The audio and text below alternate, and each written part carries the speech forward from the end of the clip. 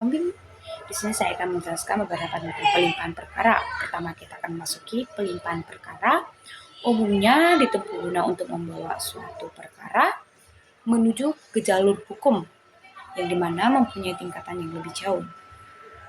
Dan pada umumnya proses pelimpahan perkara ini dilakukan dari pihak kepolisian kepada kejaksaan. Penuntutan ini sering sekali atau pada dasarnya merupakan tindakan penuntut umum untuk melimpahkan perkara pidana ke pengadilan negeri yang berwenang dalam hal dan menurut cara yang diatur dalam undang-undang, sesuai dengan permintaan supaya diperiksa dan diadili, diputus oleh hakim di sidang pengadilan.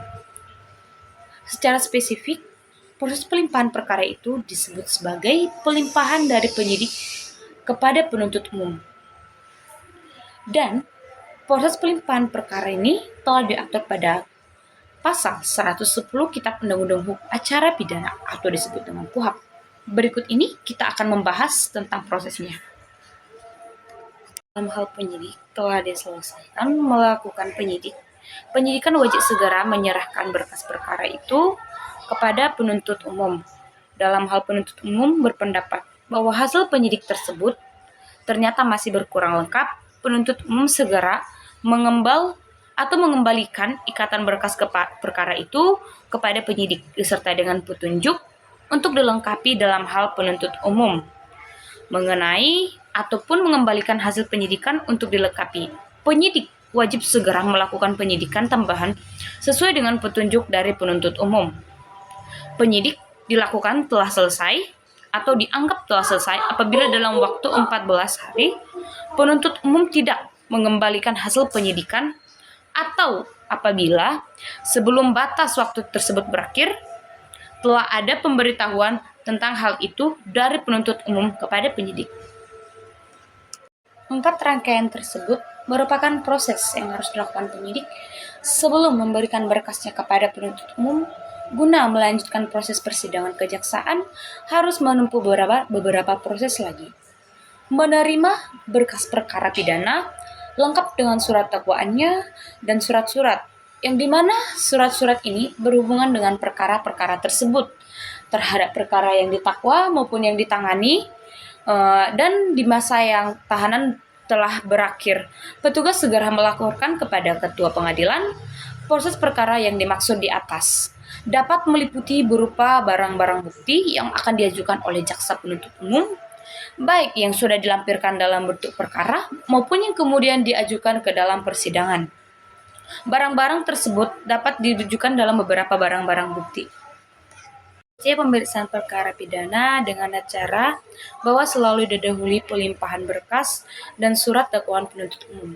Tahapan ini disebut sebagai penuntutan, yaitu tindakan penuntut umum untuk melimpahkan perkara ke pengadilan negeri dengan permintaan supaya perkara dapat segera diputus oleh hakim dalam sidang pengadilan sesuai dengan pasal ayat yang keempat dalam RKHUP menyatakan bahwa turunan atau dakwaan disampaikan dulu kepada tersangka atau penasihat hukumnya dan penyidiknya.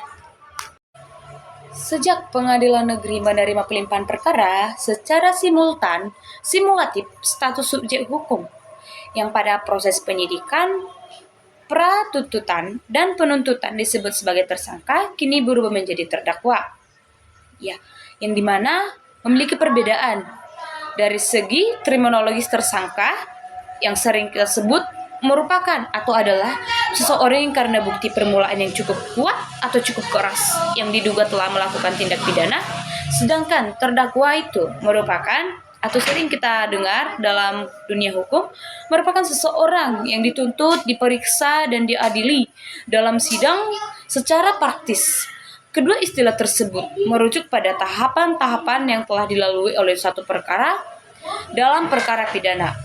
Selain perubahan dari status tersangka menjadi terdakwa, wewenang untuk melakukan penahanan dari penuntutan umum kini pun dapat beralih kepada pengadilan negeri yang berdasarkan kepada pasal 61 RKHUP RKHUP. Jika merujuk pada angka 21 huruf B, maka kita akan mendengar lampiran keputusan Menteri Kehakiman nomor M14 garis penghubung PW 0701 tahun 1983 tentang tambahan pedoman pelaksanaan KUHP dalam acara pemeriksaan biasa. Masa berlaku penahanan dalam tingkat penuntutan berlangsung berakhir sejak perkara dilimpahi ke pengadilan. Jika ditinjau dari teknis administrasi pengadilan negeri, Yaya Hara berpendapat bahwa pelimpahan berkas perkara ke pengadilan merupakan pada saat berkas perkara diterima dan diregister di kepanitraan. Setelah itu berkas dan diserahkan kepada Ketua Pengadilan Negeri untuk menetapkan majelis hakim yang bertugas menyidangkan perkara tersebut. Namun, saya tidak sepenuhnya dapat sependapat dengan opini ini karena pada praktiknya Kejaksaan Negeri akan menganggap perkara telah selesai dilimpahkan selama petugasan di Pengadilan Negeri menyatakan bahwa perkara berkas lengkap dan ia telah menandatangani tanda terima surat pelimpahan perkara acara pemeriksaan sesuai dengan P33 sebagai informasi mengenai kelengkapan berkas perkara pidana di Pengadilan Negeri. Tanda terima surat pelimpahan berkas perkara atau disebut dengan P33, tanda terima barang bukti, P34 surat pelimpahan berkas perkara, P31 surat dakwaan, P29 surat perintah penunjukan penuntut umum atau P16A surat perintah penahanan tingkat penuntutan, T7 permohonan perpanjangan dan penahanan dari segi penuntut umum kepada Ketua Pengadilan Negeri, berita acara penerimaan dan penelitian tersangka atau BA4, berita acara penelitian benda sitaan BA5, softcode dakwaan dan daftar barang bukti.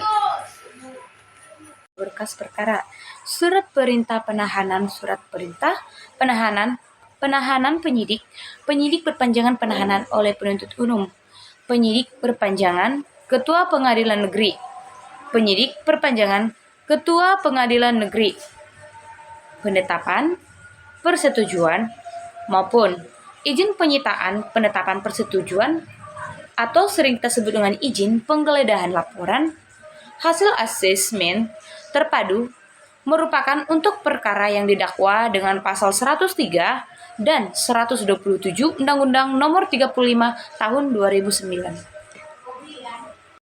Maka pelimpahan berkas perkara pidana oleh Kejaksaan Negeri maupun pihak penyidik kepanitera pidana Pengadilan Negeri, petugas meja pertama, bagian penerimaan perkara pidana, sebelum menerima pelimpahan perkara, melakukan pengecekan kelengkapan berkas perkara.